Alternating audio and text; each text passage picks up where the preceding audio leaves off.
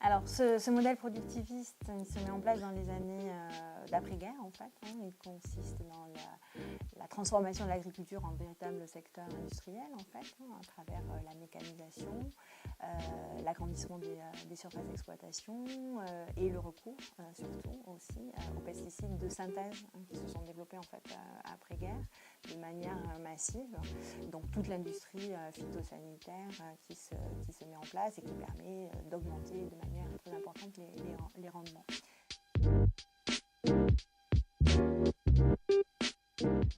Du fait du très grand nombre de molécules qui ont été utilisées dans les produits phytosanitaires et du nombre encore plus élevé de molécules filles issues de leur dégradation, on se retrouve face à une quantité phénoménale de molécules qu'il faudrait analyser pour faire un état des lieux exhaustif de la menace qui pèse sur nos aquifères.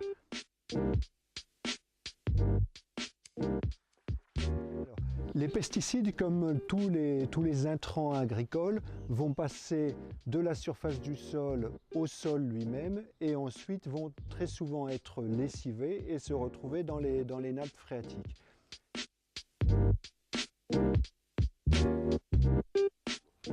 Donc, si les eaux souterraines reviennent vers la surface, par exemple dans les rivières ou dans les étangs, on va retrouver une partie importante de ces molécules de pesticides dans les eaux de surface et elles peuvent à ce moment-là, avec un effet retard considérable, à nouveau contaminer le milieu naturel. Les insecticides qui se répandent dans la nature, c'est-à-dire bon, il reste des résidus dans le sol où la molécule peut se dégrader lentement dans le sol et donc va se retrouver dans les fossés, les cours d'eau, les nappes où les abeilles viennent boire.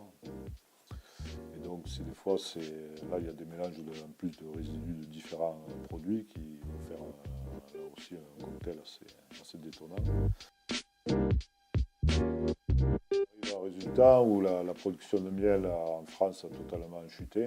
On est passé d'environ 30 000 tonnes il y a quelques années à environ 10 000 ces 2 dernières années. Donc voilà, un effondrement de la production de miel français. Mais on n'arrive même plus à fournir la demande intérieure. Voilà, l'agriculture a tout intérêt, enfin l'agriculture en général, à prendre ce problème au sérieux parce que si les abeilles disparaissent, c'est une grosse partie de la production agricole qui va disparaître, étant donné que c'est l'insecte pollinisateur principal. Donc on peut s'attendre à des pertes assez importantes de production dans l'agriculture en général, surtout sur les fruitiers.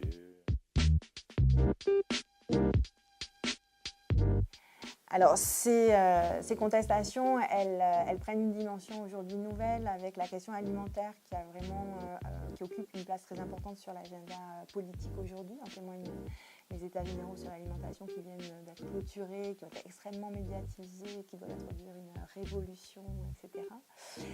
Et qui montrent qu'effectivement, cette question, elle est très présente.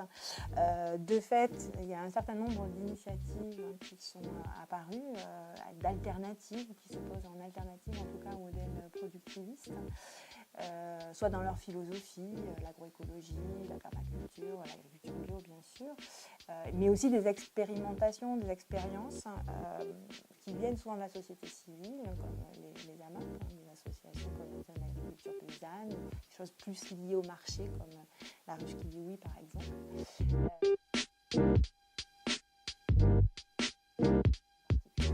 Donc, au final, toutes ces initiatives, on peut dire qu'elles ne remettent pas de manière radicale en cause le modèle productiviste, mais en même temps, elles ont la vertu d'avoir porté cette question de l'agriculture, de l'alimentation dans le débat, et notamment sur les territoires.